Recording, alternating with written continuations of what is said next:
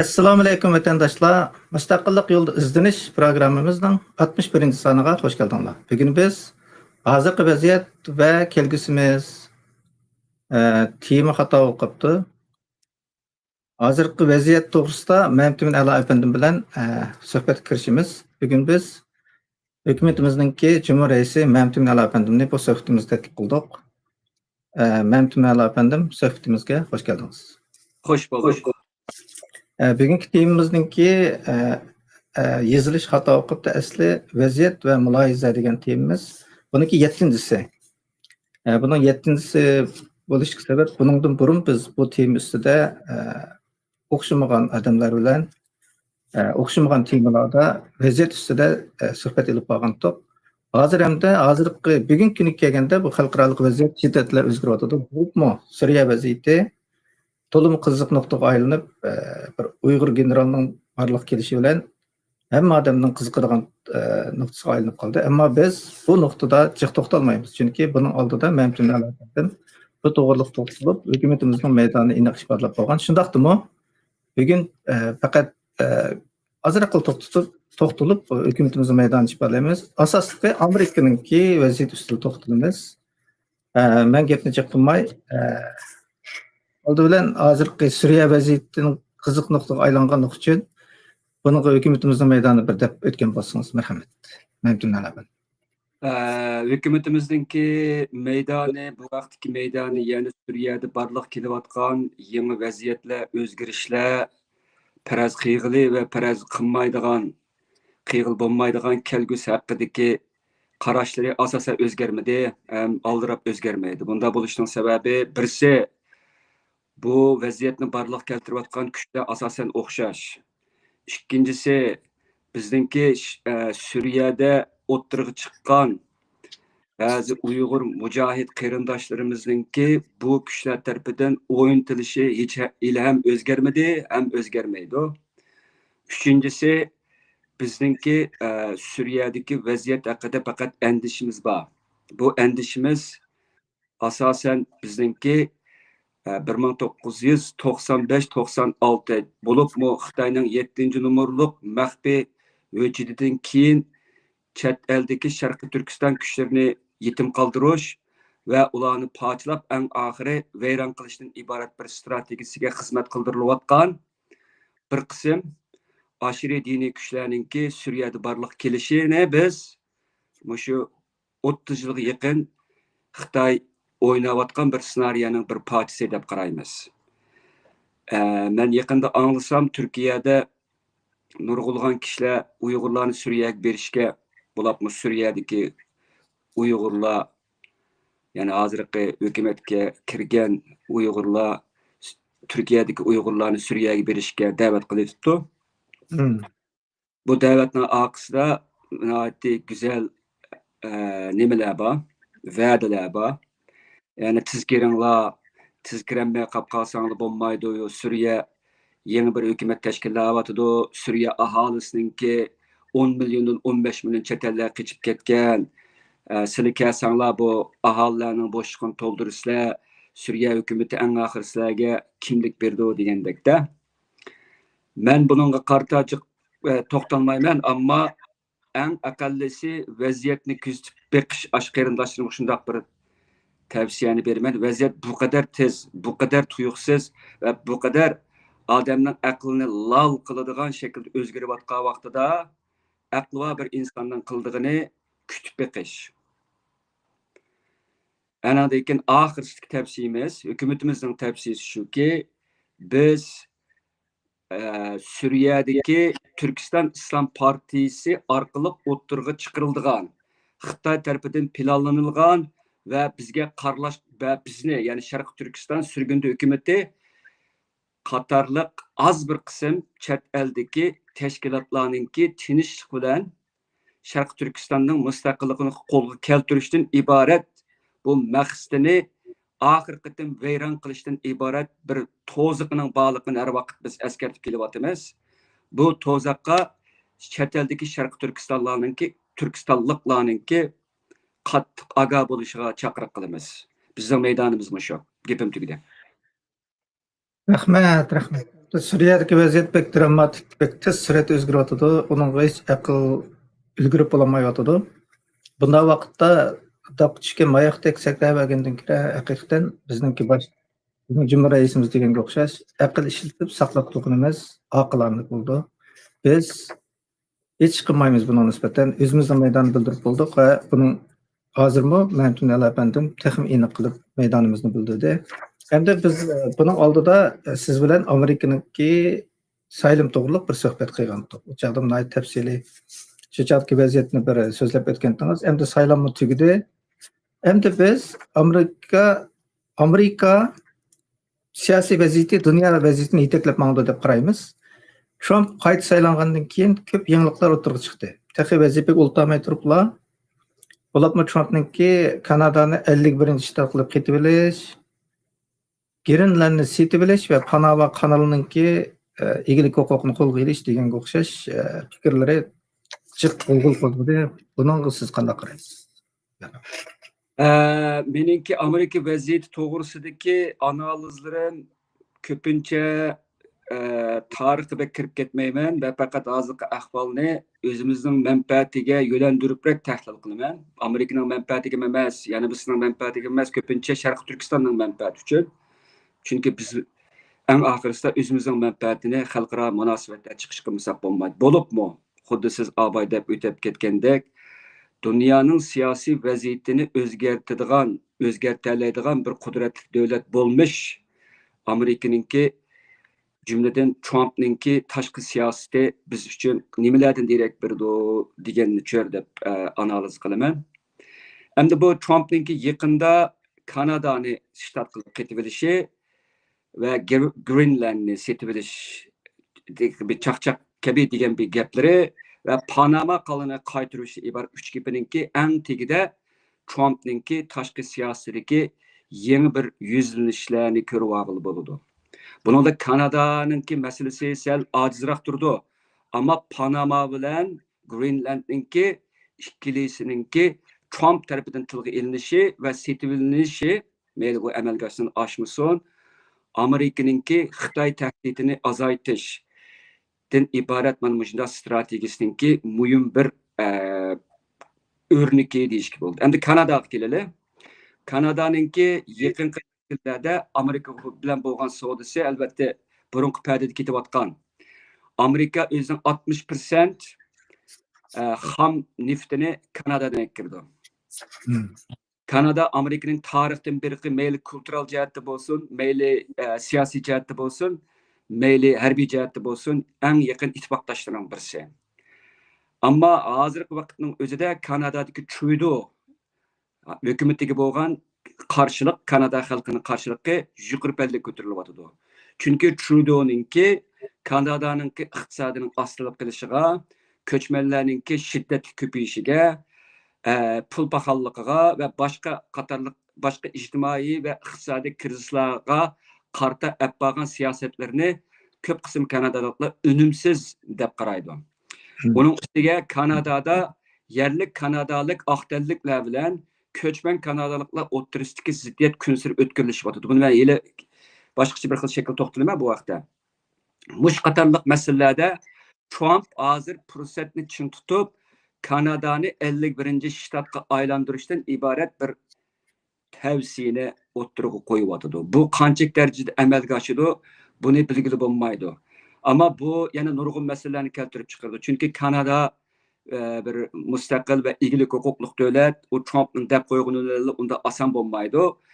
Garchi Kanada xalqininki hozirgi cho'ydoq bo'lgan qarshiligi bag'ansir ishiyotgan bo'lsa-mu, ammo bu yanada Kanada xalqininki eng oxirida o'zlarininki siyosiy qaror berish ilgidagi bir ish. Ehtimol Kanadada referendum o'tkazilishi mumkin. Bu to'g'risida hozirgi bu vaqtda hech qanday bir alomatlar yo'q. Agar shunday bo'lib qolsa, Kanada hamda referendum o'tkazmay turib Amerika qetilanmaydi. Uning ustiga Trumpningki u Kanadani qetilish ishimi Amerikaliklarning hammasiga yoqmasligi mumkin. Chunki bu abay deganimdek inta murakkab bir qonuniy asoslarga tayinlanadi. Shunga buni men faqatla kelgüsüdeki bir qiyas, hatta xam xiyal deb hozir bir şey to'xtatimi. Hamda nimaga kelsak, Panama bilan Greenland ishkisi kelsak, Greenland bu nimaniki ilgari nurg'ulg'an davlatlarni mustamlakalab eng oxirisi Daniyaga berilgan. Daniya Greenlandninki üstüden o'zininki qonuniy va egilik huquqliqini yurgizadi. Greenlandning o'zi bir xil avtonomiyalik bir xil gavda. Hamda hozir Greenlandninki strategik muhimligi barg'ansi eshiyotidir. Nima uchun degan vaqtda birsi Greenlandninki jug'rafiyalik o'rni intayin muhim. Xuddi Ibn Khaldun degandek jug'rafiya bir xil taqdir. Texim muhimi siyosiy taqdir. Hozirgi geopolitikalik, ya'ni yer shariy siyosat nuqtasi ilpatqa vaqtida Greenlandninki o'rni Antarktik yoki Shimoliy muz okeanini o'z ichiga olgan va shuning a'zo davlatlarninki kelgusidagi hayot mamatiga bevosita taqiladi. Buningda Rossiya bor. Bu rayonni kontrol qilib Shimoliy muz okeanini, ya'ni qutbni kontrol qilayotgan kuchlarning birisi Rossiya. Bu yerda Amerika bor. Amerikaninki yetakchi NATO bor, qatorliqlar bor. Bu yerda bir harbiy kuch sinishish mavjud. Ham bag'ansiri eshiyotidir. İkincisi Greenlandninki yer osti boyliqlari jumladan ularninki mushuliqi kam uchraydigan moddalar deydigan bir nimalar chiqyapti hozir. Bu yuqorida ishlatadigan bir xil moddalar. Bu Xitoydan qolsalar ikkinchi cho'ng zapisi bor. Uchinchisi hamda bu ehtimol Trumpninki Greenlandni setib olaman degishdagi eng asosli omillarning birisi Greenland Xitoyning selayotgan mablag'i hassilab eshiyotidir. Masalan, 2012 yildan tortib 2017 yilgacha Xitoyninki Greenlandga solgan mablag'i 2 milliard Amerika dollari bo'lgan va Xitoy bag'ansiri Greenlanddagi mustaqil bo'lishni ko'zlaydigan shu gruppa kishilar va tashkilotlarni kuch kiritib Greenlandninki mustaqillik ishlarining ilgari surishini tezlatyotdi. Agar Greenland mustaqil bo'lib qolsa, bu ojiz bir davlatga aylanadi. Ojiz bir davlatga aylangandan keyin Xitoyning uni kontrol qilishi texidimmo osonlashadi va texidimmo kuchaydi.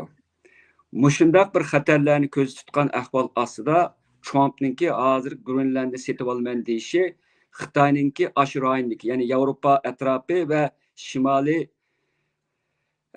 qutbninki atrofidagi ashroylarninki bexatarligini ko'zlashda intayin muhim. Shuning uchun Trump buni mundaq sharhladi. Ya'ni Greenlandninki qandoq bo'lishi bizningki milliy bexatarligimiz va yer shariy erkinlikka bevosita taqishadi degan gapni Trumpning o'zi dedi. Bu gap o'zi bu yerdagi milliy bexatarligimiz degan vaqtida Amerikaninki NATO'ni o'z ichiga olgan shu harbiy va siyosiy gavdaninki ichidagi shu bexatarlik va Xitoyning singib kirishini to'sishdan iborat mana shunday bir nimani strategiyani asos qilgan deb qarash bo'ldi. Endi Panamaga kelsak, Panama kanalining qurishini Amerika o'z ustiga olib qurgan. Panama kanali 1977 yilda deyman Jimmy Carter tarafidan, ya'ni prezident Carter tarafidan vafot bo'lgan Carter tarafidan Panama hukumatiga o'tkazib berilgan. Endi yaqinqi yillardan keyin endi bu Panama kanali, ya'ni shu Ibn Khaldunning gapi bo'yicha bitqa vaqtida nurg'unlagan davlatlarningki afzal jug'rafiyalik o'rni sababli taqdirini, siyosiy taqdirini belgilaydigan bir o'rin, garchi o'zi kichik bo'lsin. Chunki Panama kanali Atlantik okean bilan Tinch okeanni tutashtiradigan bir kanal. Kam uchraydigan bir kanal. Agar bu kanalni ishlatmasa, misol Amerikaninki eksporti shu 13,000 kilometrdan ortiqroq yo'lni ortiq besishga majbur bo'ldi. Ya'ni bular Janubiy Amerikaninki eng janubiy qismini, ya'ni nimaninki Argentinaninki janubiy qismini aylanib o'tib Tinch okeanga chiqishga majbur bo'ldi. Shu yerdan keyin Avstraliya qatorliqlarga chiqqandan. Shuning uchun bu kanal nurg'unlagan avorchiliklarni, masalan, energiyaning isrof bo'lishi, vaqtning isrof bo'lishi, tannarxninki o'sib ketishi qatorliqlarni azaytishdagi intayin ko'ngildagidek bir tutashtirish yo'li asli. Ama yani o'xshash gap bilan desak, Panama kanalininki kontrol qilayotgan Panama hukumati bo'lgan bilan bu yerda Xitoyning ta'siri kunsiri kuchayyotdi. Xitoyning selayotgan mablag'i kunsiri kuchayyotdi. Endi xabaringlar hozir Latin Amerikasida eng taraqqiy qilayotgan, muqim bo'layotgan va mushu chiriklikdan xoli bo'layotgan birdan bir davlat demasam eng yaxshisi El Salvador. İkincisi Argentina, Mele'ninki rəhbərlikdə Argentina pul paxallıq krizisdən asla qutuluvatıdı. Bu əmdə qağallarının əmisi çirik dövlətlər. Biz bilimiz Xitayning Perudagi hərbi portni ilişi və yani asla hərbi bazıqa aylandırış qatarlıqlar Amerikani ciddi əndişə selavatıdı. Yəni yığıb esaq Xitayning Latin Amerikası dövlətlərinə sığıb kirişi künsiri küçüyüvatıdı. Bu Amerikani əndişləndirirdi. Şu sebepten eğer Amerika Panama kanalını kontrol kılanmaya kalsa, onu Xitayga tatqızıp koysa, o vakitte Amerika'nınki Latin Amerika'sından ibaret gayet zor bir coğrafilik zimindeki hükümranlığa eğri tehdit şekillendi. Şunun için Trump'ınki Panama kanalını ciddi alımen değişinin asası var. Onun üstüge abayda ötep ketkenimde Panama kanalınki ilgirki başqırışı quruluşdan tartib, onun bütün işe kirişli başquruluş ve onunki başka nurgulluğun operasyonların köp kısmı Amerika hükümeti tarafından ta ki Jimmy Carter onu Panama hükümetiga tapşırıp berişte davamlaşkan. Bu tapşırıp beriş hakkındaki bu ahdname 2000 yılı resmi işe kiriştirilgan. Şimdi bu cihetini petqa vaqtda Trump'ın közləvatqanı bu. Onundan sırt Amerika'da baş götürüvatqan oңçıllarınki bunu ayrım toxtalıman. Oңçıllarınki hazırki dünyada yoşurun berilayotgan etkesçilik sodisi, cümleden balılarını etkes qilish, balılarını yoşurun toşuş qatarlıq işlerinin köp kısmı Panama kanalı arqılıq elib berilayotdi degan farazlar bor. Şunun için dünyavi balılar etkesçilikini tosuş ve ularınki cinayet şaykillerininki torlarını veyran kılıştımı Panama kanalı üstüne orun turuş mümkün. Ama Trump'ninki bu vaqtda aytgan hech qanday sözü yok. Trump ballarning etkesçilikini men to'xtataman deb va'da berdi. Ama Panama kanalını ilishda Trump'ninki bu va'dasi ballarning haqiqatan ballar etkesçilikini to'sishni maqsad qilamdi, buni yanıla kuzatib beqishga to'g'ri keladi.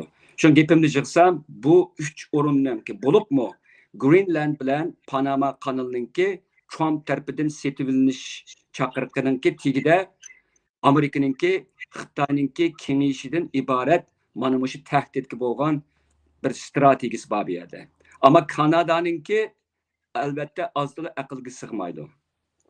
Chunki biz mening nazarimda elib etgan vaqtida shaxsan mening fikrimda elib etgan vaqtida Amerikaningki Kanadani ilishninki hech qanday bir cho'ng bir nimasi yo'q, strategik bir ahamiyati yo'q Amerika uchun. Chunki Kanada zaten Amerika boshlagan har qanday bir urushga kirib kelyapti hozirdan beri. Eng yaqin ittifoqdoshlarining birisi, uni qo'shib olishninki meningcha cho'ng nimasi yo'q, ahamiyati yo'q. Meningcha bu savol bergan javobim shaqcha. Rahmat. Siz Panama kanalı bilan Greenlandninki oxiri Xitoyninki mablag' selishi va ularning singib kirishi bo'lgani uchun strategiya nuqtasidan, cho'ng taktik nuqtasidan bu Amerikaningki oldin qurgan bir plani deb qarasak, endi Kanadaga kelganda haqiqatan siz deganingizdek Kanada Amerika bilan birdagideklanmamdi. Uningki mudofaasimi Amerika bilan birlam. Hech qanday jiq farqlanmaydi. Ammo meningcha Kanadaning qilishi savdo tarafdan savdodagi bu nima taqinliq bo'lib Kanadaningki ortiq foyda olib Amerikadan qilayotgan Amerikaning nima qilib turgandan keyin uningdan hamma narsani akirib turgandan keyin lekin Amerikadan kirdigani oz ularga shunga buni tangshlash uchun sen bizning 51-shtat olib kelsan bu ishlar hammasi hal bo'ldi degan madaq bir gapdan chiqqan bo'lishi kerak. Uning tagida hamda yana bir yangidan chiqqan xabarda Amerika Kanadani Xitoy bilan pek yaqin bo'lib ketmaslikka ogohlantirdi deb bir yangi xabar chiqdi. Demek bunun hemmini birleştirsek, yanala Xitay bilen küç elişiyotgandan ki Amerikanın şununla özünün iradesini ifade kılganның bir belgisi dep qarsak bolamdy ekendir. Kanada bir narsani ketip qo'yay. Meningki tefekkürümni gıdıkladınız. Bu nimede Trump Meksikaga şundaq 25% import qilingan mallarga 25% baj qo'yashin dedi go. Kanada bilan Meksika ishkisi deyapti hozir. Men gapingizga tamamen qatanaman. Ya'ni bu yerda namuvafiq, adil bo'lmagan savdo munosabatlar bor degan bir qarash bor. Ammo men Meksikaga kelgan vaqtimda Trumpninki yana bir nuqtasi bor. Ya'ni Meksika Xitoyninki Meksika orqali Amerikaga kirgizayotgan va Amerika xalqini keng ko'lamda zararlayotgan fentanil. G'oyat zo'r bir narkotik, bir chekimlikka qarshi bir nimisim bor. Buni to'sishda Meksika hukumatiga besim tushirish orqali Meksika hukumatininki fentanilninki Amerikaga kirishini cheklash nimisim bor. Ammo Meksika hukumatininki yangidan chiqqan prezidenti ayol Amerikaga qarshi holda agar Amerika savdo bijini o'stirsa, biz Amerikadan bizga kiradigan mallarning savdo bijini o'stiramiz deb ta'did qaytdi. Ehtimol kelgusida Kanadadan ko'ra Amerika bilan Meksika o'rtasida agar Trump ching tura olsa, yaman uzoq so'ziladigan bir nima savdo urush bo'lishi mumkin. Uningdan sir Trumpning atrofidagi va uningki ergashgan, ya'ni shu o'ngchillarning orasida Meksikaninki Amerikaga davrab seldak kirayotgan, kun siri kirayotgan necha millionlagan ko'chmanlarga qarta hech qanday to'sish tadbirini qo'llanib qarta bir qarshilik sadosi bor. Kanada deb qaramaydi. Ammo endi mush jihat elib o'tgan vaqtda Meksikani jazolash orqali Trump ayni vaqtda, ya'ni 2016-yil taxtga o'tirish vaqtida bir tam qurman degan-ku. Amerika bilan Kanada o'rtasida 5 milliard dollar chiqimdagi tam qurman desa, u chaqda demokratlar unamagan. Endi hozir Amerikaga mayli maqsadlik bo'lsin yoki maqsadsiz bo'lsin kirgizilgan ko'chmanlarning soni Biden davrida 10 necha millionga bordi. Kam deganda. Buningga ketgan chiqim Trump degan 5 milliarddan necha 10 hassa ortib ketdi. Bu bir asxirlik bir avval. Endi kelgusida ko'ramiz qanday bo'ladi, buni ko'rsak bo'ladi. Bu ikki qo'shni davlatninki Amerika bilan bo'lgan munosabati meningcha hali zo'r darajada jiriklashishi mumkin. So'zim tugadi. Rahmat. Hozir hamda Trumpning bu gapi chiqqandan keyin Meksikaning prezidenti yumshadi, Trumpga nisbatan hamkorlashimiz degan ifodani bildirdi. Orqadan Kanadaning xalqi o'zining bosh ministrini tushirib o'tadigan harakatga kelyapti hozir. Uning sizmi tabrab qolgan o'rin edi. Demak, Amerikaningki siyosatiga ergishib turib, atrofdagi davlatlarning siyosati asta o'zgarib ma'nosi kerak, asta bo'ladi deb o'ylayman. Xuddi buning oldida Biden hukumatining globalizmga ergishib butun dunyoning ashunday bir xil qaynam kirib ketganiga o'xshash. Hamda yangi saylangan hukumatning orqadan bu ishlar o'ngishlar degan qarashdimiz. Hamda eng asosiysi bu Trump saylanmasdan burunla davomliqla urush bo'lmasi kerak. Bu kim bilan Rus bilan Ukraina o'rtasida urush bo'lmasi kerak urushda. Buni cho'qim to'xtatman. Men chiqsam 24 soat ichida to'xtatman deb bir va'da bergan edi.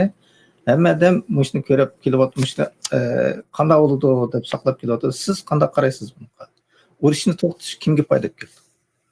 Ukraina urushi bu. Ukraina Rossiya. Urush to'xtatish dunyoga foyda keldi. Hamda yaqqalla desak, kangril desak, chunki bu yerda bir yadro urushining bir xavfi bor. Rossiyaninki yadro asliyalarining zapasi Amerikadan mijaq. Albatta, u zapaslar yer sharini necha yuz qatim vayron qilish yetib oshidi. Uning hammani ishlatishni bir kun ishlasa yetadi yer sharini vayron qilishga. Unchalik bir g'alati yeri u yadro zapasininki ko'p bo'lishi muhim emas hozir. Ammo kimni bo'lishi, kimning buni ishlatmasligini belgilashi bu intayin muhim. Bu ularningla hayat mamatligi va bexatarlik uchun emas, balki dunyoninki, jurayning emas, balki butun yer sharininki jumladan yer sharidagi insoniyatninki hayat mamatiga munosabatli bir ish. Ukraina urushi insoniyat tarixidagi intayin rezil va paskin urushlarning birisi. Buning aqsida intayin nurg'un narsalar bor, men ko'p to'xtalmayman. Ukraina hech zamon ma'sum bir davlat emas. Rossiya mundaq emas. Ukrayna özünü qanchalik darajada qurbonlik bo'g'uchi qiyofatga kirgizib bilan Ukrayna 2014-yildan tortib rezil kuchlarning qo'liga tushib bo'lgan davlat. Ayni vaqtda Yanukovichning oldida ikki men tarixga kirib ketmay, faqat kichikkina eslab o'tib ketay buni. Men Yanukovich ayni vaqtda 8 milliard dollarlik bir mablag'ga ehtiyoji qilib, Rossiyadan so'raydi buni va Dünya Bankası'ndan so'raydi. Xalqaro International Monetary Fund'dan so'raydi. Ya'ni xalqaro pul fondidan so'raydi. Xalqaro pul fondi buningga 8 milliardning ustiga hozircha nimani qetib o'simni qetib berish ma'qul bo'ladi. Rossiya buningga o'simni asosan intayin az shaklda berish. Shuning bilan Yanukovich Rossiyaninki shu vaqtdagi nimasini qarzini qabul qilishga tushgan vaqtida Amerika hukumati yo'shirin oldi buning aralashib, u yerda xalqninki Yanukovichga qarshilik namoyishini o'rlashtirib, Yanukovich taxtdan tushdi. Shuningdan beri Ukraina tinchsizlashdi. Ukraina har vaqt NATOga a'zo bo'lishga tirishib kelyapti. Biz Amerikaninki dangliq hozirgi siyosat analizchilari bo'lgan Tucker Carlson yoki boshqalarning nimasiga solsak, suhbatlarga nazar solsak, bu yerda deyilayotgan mutaxassislarning fikrida NATO'ninki Ukrainaninki sharqiga kengayishi bu Rossiyaninki bexatarligiga bevosita tahdid olib keladi. Uning ustiga dalillanmagan faktlar, dalillanmagan uchurlar qarag'an vaqtida Ukrainada Ruslarga qarshi 2014-da burun g'oyat zo'r darajada anti yoki aksil ruschilik xohishi intayin shiddat ko'paytirilgan. Urushning plitisi shu vaqtda tayyorlanib, keyin uning o't yiqilgan. Endi hozir qaraydigan bo'lsak, bu urushningki yadro urushiga aylanib ketish xavfi bor.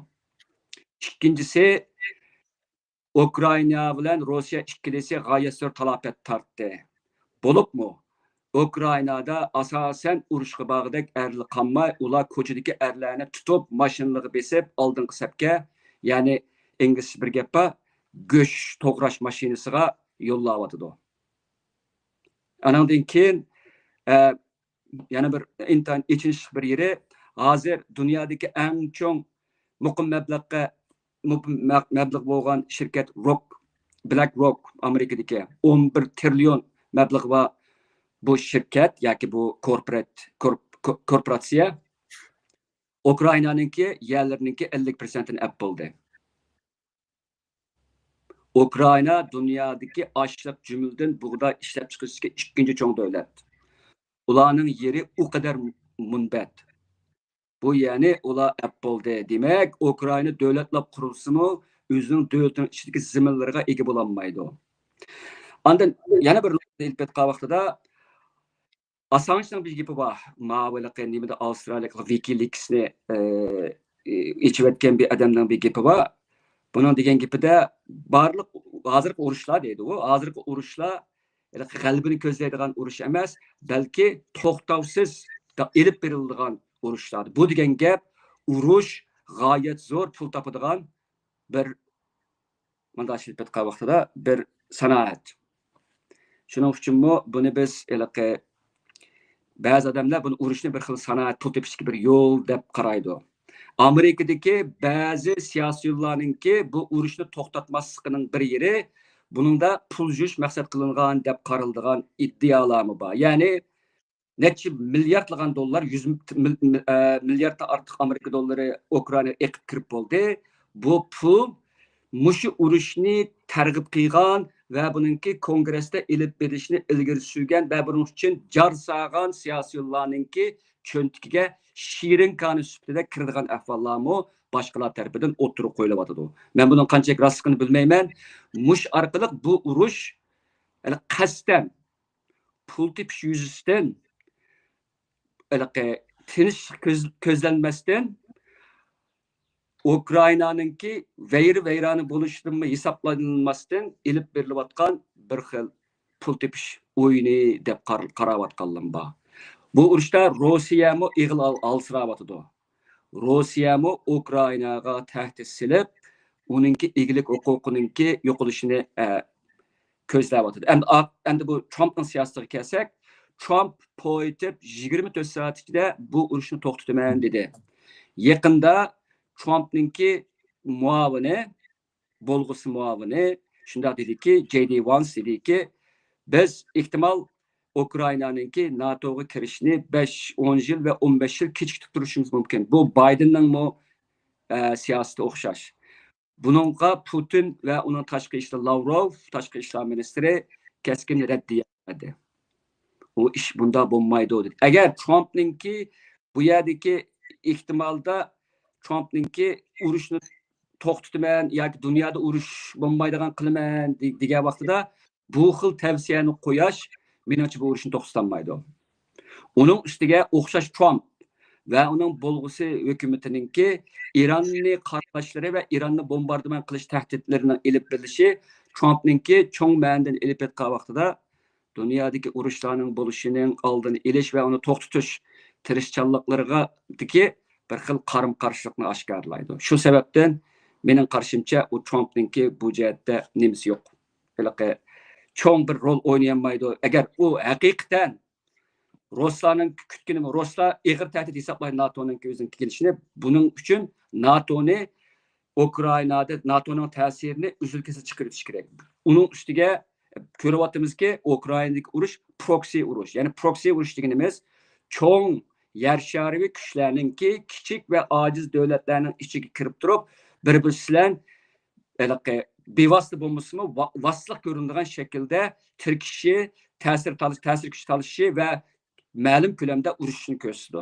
Bu yerda mayat urushayotgani Rossiya bilan Amerika boshliqli NATO o'rtasidagi urush Ukraina iborat 3-chi bir davlatda elib berilyapti. Shunga buni proxy urushi deymiz. Xuddi Suriyadagi urushga o'xshash.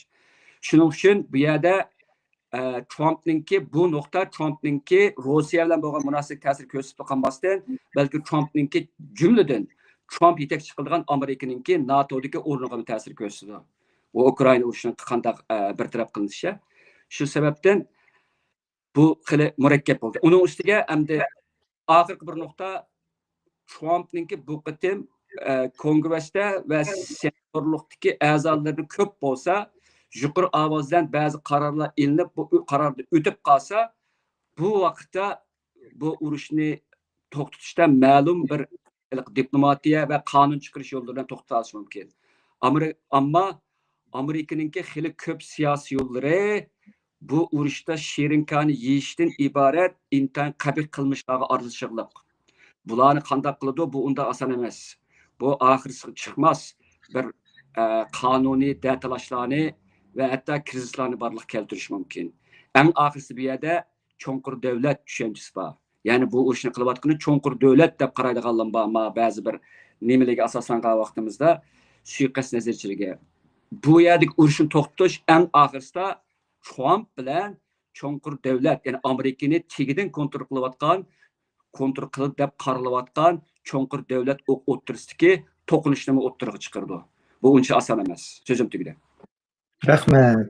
Bu ikki davlatning o'rtasidagi pek cho'nqur taraflar kirib ketsak, biz bu suhbatimizga vaqt yetmaydi. Ammo Ukraina nima bo'lishini qat'iy nazar bir independent, bir mustaqil davlat edi. Uning mustaqilligini qo'llash haqqi bor deb qaraymiz. Qanday bo'lmasin bir urush bo'lgan ekan, u asli fuqarolarga, xalqqa hech bir foyda kelmaydi.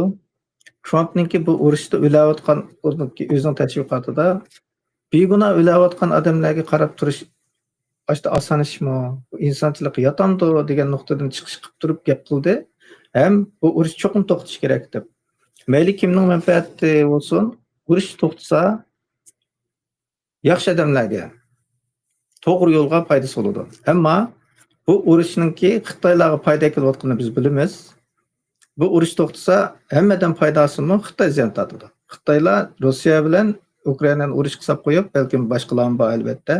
Buningdan o'zining qarniyatiga plan tuzatadi, ishlayotadi. Hamda siz diqqat qildingizmi? Bu kim bilan Rossiya bilan Amerika o'rtasida maxfiy ko'rishishlar bo'lardi. Menimcha bular biz biladiganimiz oz bo'lishi mumkin. O'zaro ichida ko'rishib, agar ularning bir kelib qoldigan yeri bo'lib qolsa, agar bu nuqtada bir kelib urush to'xtab qolsa, demak Amerika bilan Rossiyada cho'ng bir kuch bir kelsa, u albatta xalqaro tinchligiga, bizning kelgusimizga yaxshi bo'ladi. Mana Men bir umid turyapmiz. jur'at gapingizni bilib o'tdim. Bu yerda Xitoy omilini tilga olmasa qolmaydi. Xitoy omilimi, Xitoymi masalan bu urushning uzunga so'zilishini xohlaydi. Shuning uchun Xitoy ayanmay Rossiyaga yordam beryapti. Amerikadagi bir qism siyosiylar Ukrainaga ayanmay cheklimisiz shaklda milliardlagan dollarni sarf qilib yordam berayotgan bo'lsa, Xitoymi Rossiyaga hozir O'rta Osiyo orqali jumladan Qirg'iziston orqali g'arbiy Osiyoga ketadigan barliq materiallarni yo'llab beradi. Masalan, yaqinqi statistikaga qarasak, Xitoy bilan Qirg'iziston 32 savdoninki sommasi necha 10 asli qatlanib ketgan. Bu albatta Xitoylar Qirg'iziston 32 savdo sommasi emas. Bu Xitoy bilan Rossiya o'rtasidagi Qirg'iziston orqali elib berilayotgan, ya'ni Rossiyaninki xalqaro embargodan qechishdagi bir xil yo'li. Hamda Xitoymi bu urushning cheklimsiz kengaysa, Rossiya alsırsa, Rossiyani vayron qilib, o'zininki dunyoviy xo'ja bo'lish orzusini ishga oshirishni ko'zlayotdi. Ya'ni pichqini bilab turyotdi. Rossiyani bo'g'izlash. Ichinishliqi buningda Xitoy yana g'alaba qilish mumkin. Rossiya bu urushni oxiriga yanolmaydi. Bu urush patqiga kiraverdi. Bu urushni Xitoy bu moyatda agar Xitoy bilan Amerika ikki davlat, ikki tarafni cheklimsiz qo'llab qolsa, eng oxirsida ikkili taraf jumladan Rossiya eg'ila alsiraydi. Yilimi Rossiya Xitoyning quchqiga texidimi chunqur yiqilyotdi yoki o'ltiryotdi. Bu albatta bizningki kelgusidagi ishlarimiz uchun intayin foydasiz. Endi hozir yaqinda 2-3 kun bo'ldi, Xitoydagi ba'zi torlarda shundaq bir uchurlar yoki nimalar yozilmalar yozilyotdiki, buni xitoychisini ko'rganlar biladi. Rossiyaninki yiroq sharq rayonlari, masalan Sibiriya, Vladivostokdan tortib Sibiriya, Osiyo qismiga joylashgan qismlarning ko'p qismini Xitoylar besib bilish tashabbusida bo'lyotdi. Bu Xitoylarning har vaqt olib berayotgan bir hech zaman voz kechmagan zamin kengaytirish, Xitoy kengayishlikni ishga oshirishdagi bir yo'l edi. Buningda yasab chiqilgan bir tarix bor, yasab chiqilgan bir tarixiy faktlar bor, yasab chiqilgan va yolg'on bo'lgan bir xil territoriyalik datalashlar bor. Xitoylar hamon bir kuni buni rasmiy shaklda o'ttirib qo'yishi mumkin. Alsirgan vaqtida Rossiya eg'ir alsirgan vaqtida u chaqda uning oldiga Amerika emas, balki Xitoy chiqishi mumkin. U vaqtda Rossiya ichidan vayron bo'lish ehtimolligi bor bu yerda.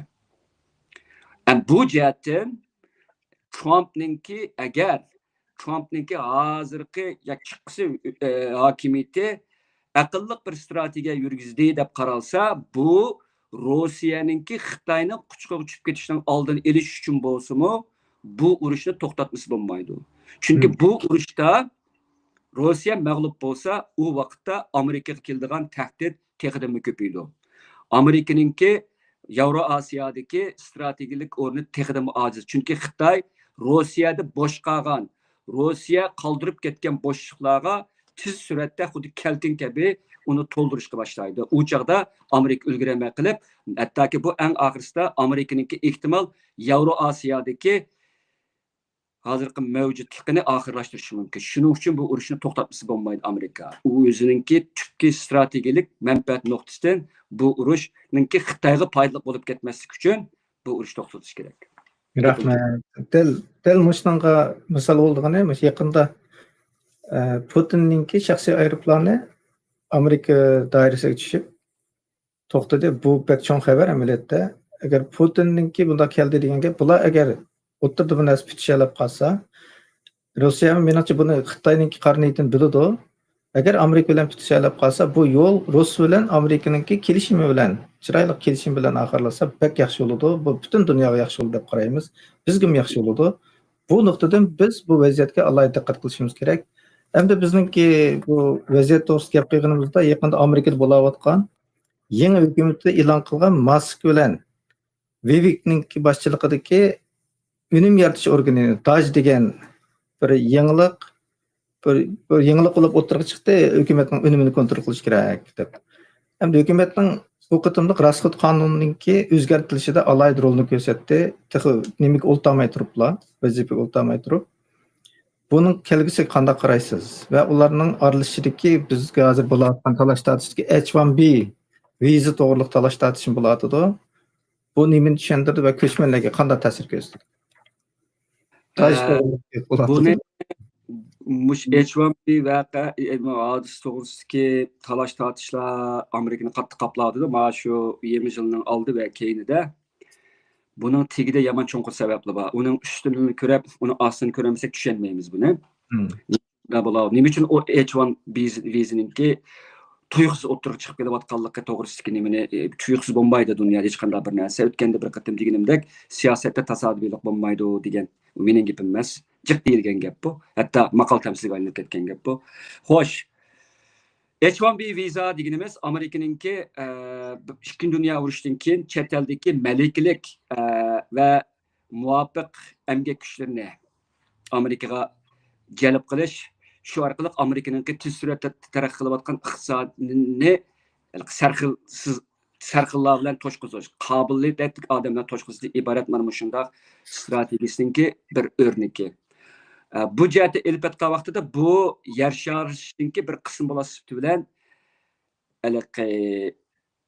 inson kapitalininki, human capital, ya'ni inson kapitalininki davlatdan olgan, ya'ni yakka bir davlatninki territoriyasidan olib dunyoviy bir bozorda dunyoviy bir shirkatlarning qo'lida ishlash orqali inson kapitalininki yer sharilishini xuddi boshqa kapital ham ashyo yoki boshqa moddiy kapitallarni yer sharilishi ishga oshirgandek bir xil ishga oshirishni ko'zlagan bir oqilona siyosatda. Hamda bu viza o'tirib qo'yilgandan keyin aslidagi nimada 65 mingdek odamlarni har yili ma'lum bir shartlar bilan 3 yillik bir shirkat uning bilan to'xtam tuzishib, shu shirkat oladigan bo'ladi. U oladigan qaysi davlatdan bo'lsin, qaysi irqdan bo'lsin, qaysi dindan bo'lsin, buni shu Amerikadagi munosabatlik emgak ministrligiga yo'llab, ular tasdiqlagandan keyin u odamlarningki viza bejirilib kirib yerlashidi. Bu viza bir qatim uzartiladi, 6 yilda, anidan keyin yana qayta iltimos qiladi degandek. Ammo yaqinqi yillardan beri bu viza iltimos qildiganlarning soni masalab oshdi. Ilgari tadbirlik unvoni deyiladi. Din shukrlar bu ninga layoqatli bo'ladi. Yaqinqi yillardan bo'lib Covidning oldida 200 mingdan ortiq odamlar bu viza orqali Amerikaga kirib, Amerikada ishlashga boshladi deb qaralyapti. Hamda bu vizaninki yaqinqi nimasiga kelgan vaqtimizda talash tortishning asosiy nimasida buni tegidan surishtirgan vaqtimizda bu yerda mundaq bir hodisa bor. Men ayrim bir temamda YouTube'da men bir mush nuqtani to'xtalgan, men qisqacha qilib. Bu yerda aqtalliklar bilan aqtallik bo'lmaganlar o'rtasidagi irqiy to'qinishmi mana mush vizani cho'rda o'tirg'i chiqyapti. Nima uchun bu to'qinish bo'lyapti? Bu to'qinishning tegini tarixdan surishsak, Kalergi plani deydigan bir plan bor. Bu Kalergi degan dadis Avstriyalik, onasi Yaponlik bo'lgan bir odam bo'lib, bu Yevropaninki bir gavdilish ideyasini tunji qatim demasakmi, oldin qitimlarda o'tirg'i qo'yib, bu aqtalliklar bilan aqtallik bo'lmaganlarninki irqiy jihatda to'lishib, aralishish orqali xuddi qadimki Misr olisiga o'xshash qo'ng'ir tanliklarninki barliq kelishini o'tirib qo'ygan bir odam. Buning qarshiga nurg'unlagan odamlar pisand qilmagan. Ammo ba'zi suiqasd nazariyachilari buning plani yer sharchilarninki aqtalliklarni vayron qilishdagi asosliq ideyaviy manbasi deb qaraganlim bor. Hamda yana bir kitob qilish kerak, Renaud Camus deydigan bir fransiyalik va bunun bir nazariyasi var, ya'ni ulug' almashtirish nazariyasi deydigan.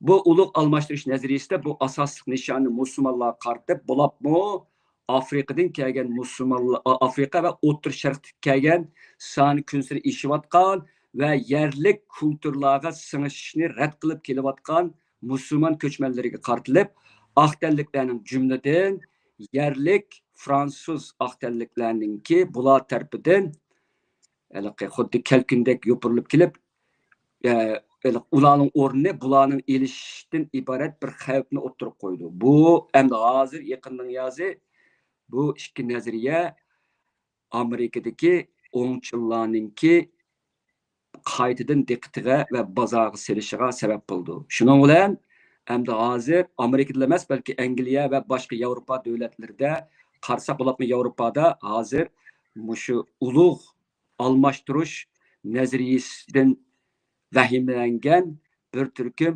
aqtanlik irqchilar va aşırı o'ngchillar o'ttirg'i chiqib, ko'chmanlikka jumladan aqtanlik bo'lmagan davlatdan kelayotgan ko'chmanlarga qarta intayin qattiq inkas bildiryotdi. Buning ichida endi ensirash nima degan vaqtida kunsiri ko'payayotgan aqtanlik bo'lmagan ko'chmanlarning sonininki g'arb davlatlarda jumladan Anglo-Sakson dunyosidagi eshishi yerlik bo'lgan Anglo-Saksonlarni osonlikqa tushirib, ularni eng oxirsida bularninki aholi ustunligini vayron qilish orqali bularni nima deydi? Aqtanliklarni yo'qotdi. Hattoki ba'zilar buni aqtanliklarninki irqiy qirg'inchilik bo'lyapti deb bu xil shaklda ifodalashga boshladi. Bu taqa umumiyatga qarash emas. Hamda bu qarashga qaragan vaqt, mayli bu qancha rost bo'lsin, yolg'on bo'lsin, hamda Amerikadagi ish o'rinlari qarasak, hozir masalan yaqinda Hindistonlik ishchilarga va ko'chmanlarga bo'lgan qarshilik Amerikada yuqori pallaga ko'tarilyapti. Nima uchun? Hindistonliklar Amerikaga mush vizdan kelayotganlarninki ko'pinchisi Hindistonliklar. Hatto bir materialda ko'rsam 91% Hindistonlik kelmish. Men to'liq bilmayman. Vivek deganim Hindistonlik yoki Tamil bo'lsa, shuni shu kulturga tabiiy deb qaraladi. Bularninki masalan Amerikadagi yillik kirimninki nimasiga qarasak, jadvalga qarasak, Amerikadagi birinchi nomerlik yillik kirim eng yuqorilar Yahudilar. $150,000 o'ttirchi hisob bilan. Andan keyin Hindilar 120 necha ming. Andan keyin Filippinliklar. Andan keyin Tayvanliklar. Qatarliklar bo'lib, Amerikalikdagi aqtanliklarninki 60 necha ming dollar yillik kirimi.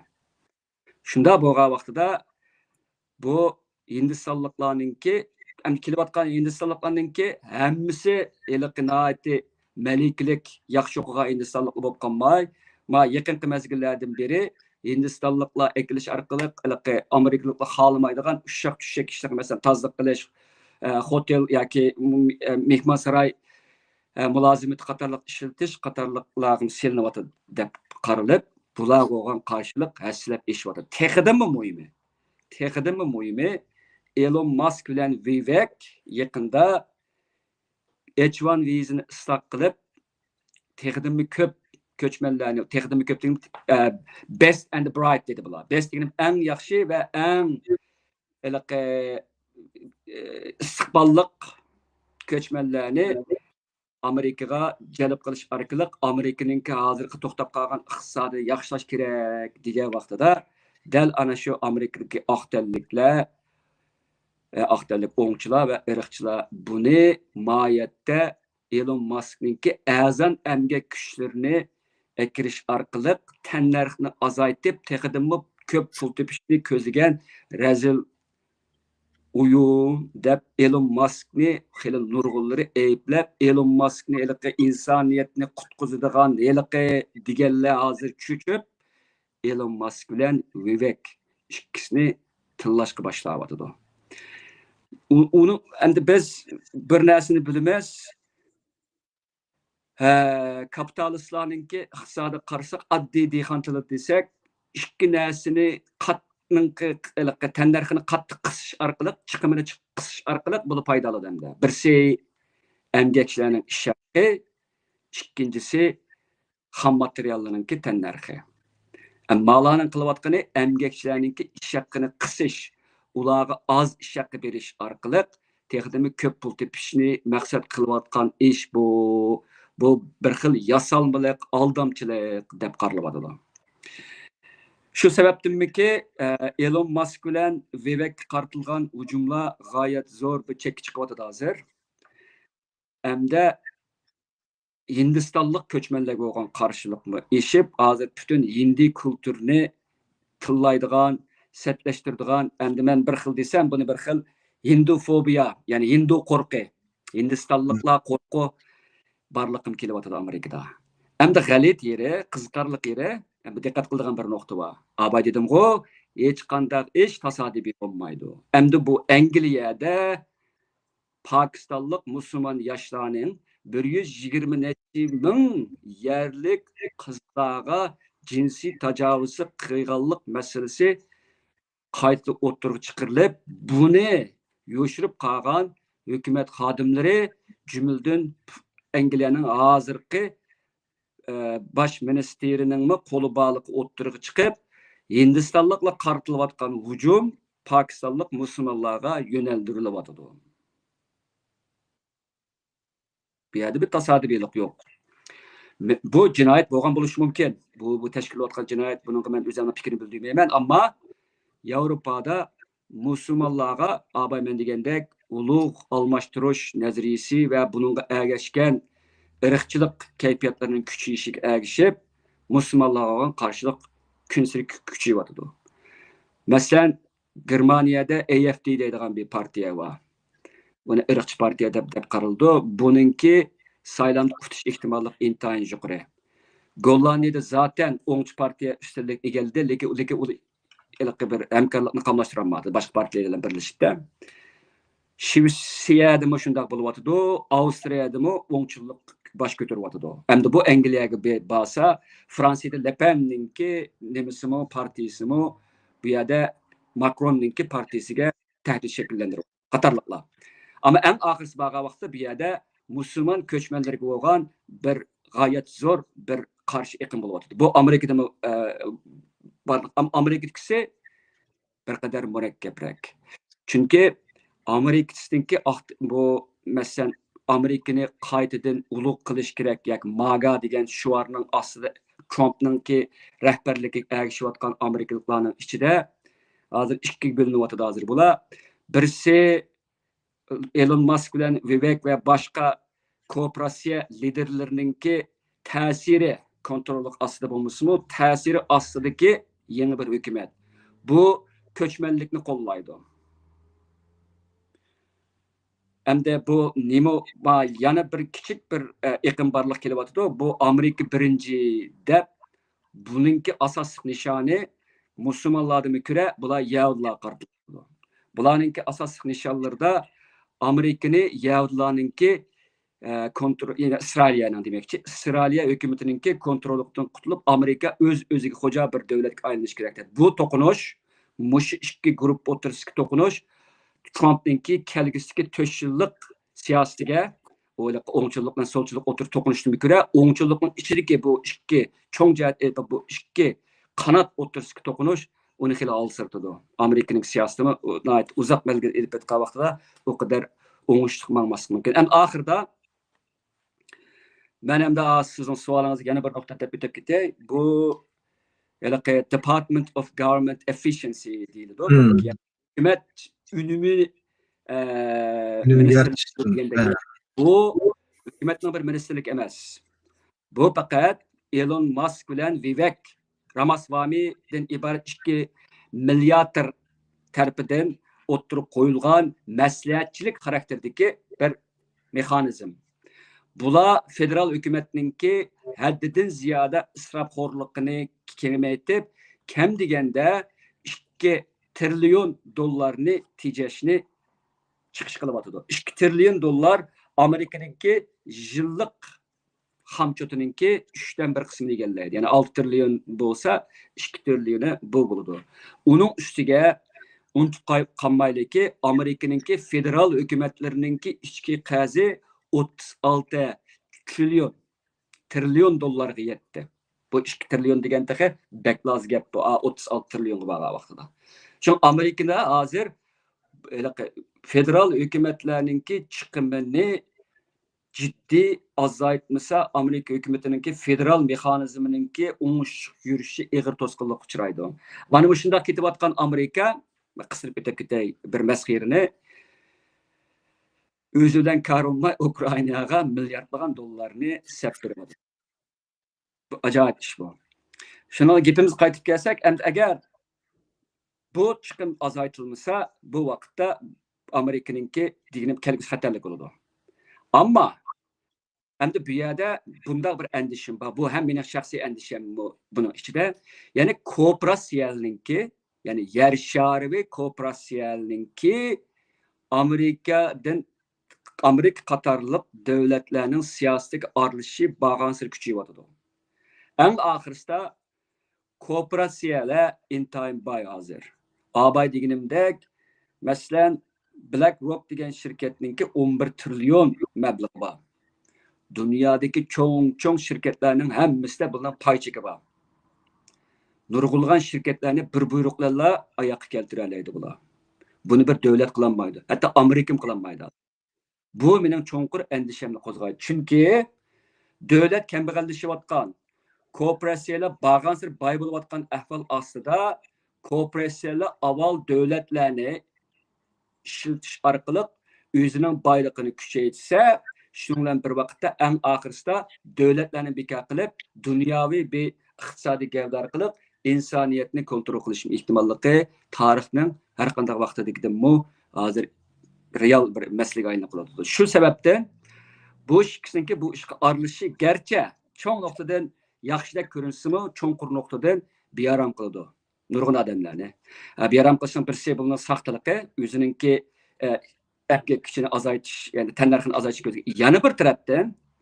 Yana bir tarafdan bular hozir Vivekninki bir qitimliq bir nutqida bir narsani g'alat bir narsani o'ttirib qo'ydi. Bu ya'ni federal hükümetninki işçi xizmatchilarini qandaq bir taraf qilishda sun'iy aqldan foydalanish ideyasini o'ttirib qo'ydi bu. Yani bu yerda bir adillik yo'q. Sun'iy aql kimni ishdan bo'shatish haqida, ya'ni pat arada Amerikada net 100 minglagan federal işçi xizmatchilar ishdan qoldirilishi mumkin. Amerikada cho'ng bir ijtimoiy va iqtisodiy davolg'ish bor. Bunda bo'lib qolsa. Chunki bu 2 trilyonni kamaytirishda nurg'unlagan federal organlarni qisqartirish, odamlarni va boshqa sarmoyalarni qisqartirish qatorliq yomon qiyin bir islohot davrini boshdan kechirdi. Bu nurg'un odamlarning ishsiz qilishini keltirib chiqardi. Endi biz hozir sun'iy aql kontrollik ilinayotgan bir dunyoda yashayotganligimiz tufayli bu yangi ish fursatlari bag'ansir oz bo'lyotidi. Bunda ahvol ostida bu ishdan bo'shatilganlarninki damalliqqa bir yangi bir ishga kirishi qiyin bo'ladi. Qiyin bo'lgandan keyin ularninki qarzga o'ylarining pulini to'lishi, hattoki kundalik turmushni iqtisodiy ahvolini qamday olishi, ehtiyojlarini qamday olishi xeyli ta'sir kuchaydi. Bu jihatdan elib aytgan vaqtida agar bu ko'zimizni bo'yab turib sun'iy aql orqali insonlarni kontrol qilishning boshlanish bo'lish mumkinchiligi bor. Buni Xitoy o'rnatdi. Buni bilamiz-ku. Xitoyning ijtimoiy kredit sistemasi degan bir sistemasi bor. Bu orqali Xitoy fuqarolarini umumyuzlik bir digital yoki raqamlashgan turmaga solib bo'ldi hozir. Ya'ni pul to'laydi bular, Alipay bilan WeChat'dan pul to'laydi bular. Bu to'langan pullar belgilik ijtimoiy kredit nomerlari orqali boshqarildi. Ular bo'ysunmasa qonunga va ijtimoiy tuzumliga, tartibliga ularning nomeri tortildi. Tortilganlarninki hatto bozordan non olish huquqim bo'lmaydi. Uni o'lish kerak. Endi bunda bir narsa asta-asta Amerikaga turli chiroyli nomlar bilan akirlayotgandu deydigan bir umumyuzlik bir endishim bor. Endi yig'ib kelsam, H1B vizadan o'ttirib chiqayotgan bu talash tortishlar eng oxirisida Amerika ve Avrupa'da aqtenlikler bilen aqtenlik bo'lmaganlar o'ttirishdagi irqiy to'qinishni kelgusida biz qiyos qilolmaydigan darajada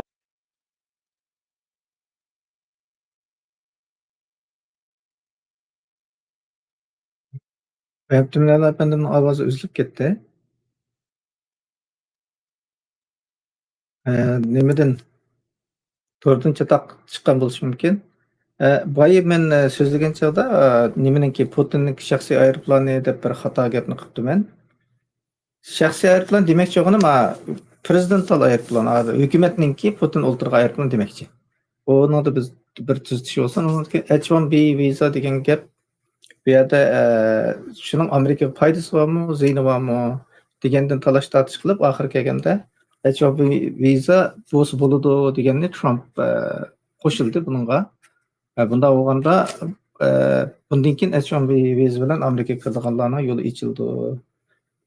Asosan shunda bo'ldi deb qaraymiz. Endi H1B vizada endi adil bo'lish talab qilinadigan yeri bor. Shunga hukumatdagi isrofchilikni, adolatsizlikni tugatishga qurilgan DAJ degan bu departament hamda buningki roli mening qarashimda cho'ng bo'lishi kerak. Bu hukumatga isrofchilikni tugata olsa, Amerikaningki texnik taraqqiy qilishiga, kelgusiga cho'qim foydasi bo'ladi deb qaraymiz. Ma'tumdal afandimningki to'g'ri uzilib ketdi. Shunga men bu programmani tugatay. Bugun bizning vaqtimizni bir yak beribdi. Yuqorida bak yaxshi suhbat bo'ldi. Bundan keyin Ma'tumdal afandim bilan biz Aqtashlik kitob to'g'risida suhbatni boshlaymiz. Bu necha qismga bo'linishi mumkin, chunki kitobimiz cho'ng. Buni oldin xabar qilamiz. Bugun bu programmaga ajratgan vaqtingiz uchun ko'p rahmat. Bugun biz Amerika to'g'risida, Amerika vaziyati to'g'risida, dunyo vaziyati to'g'risida suhbatlashdik. Hammalarning mush vaqti xayrli bo'lsin.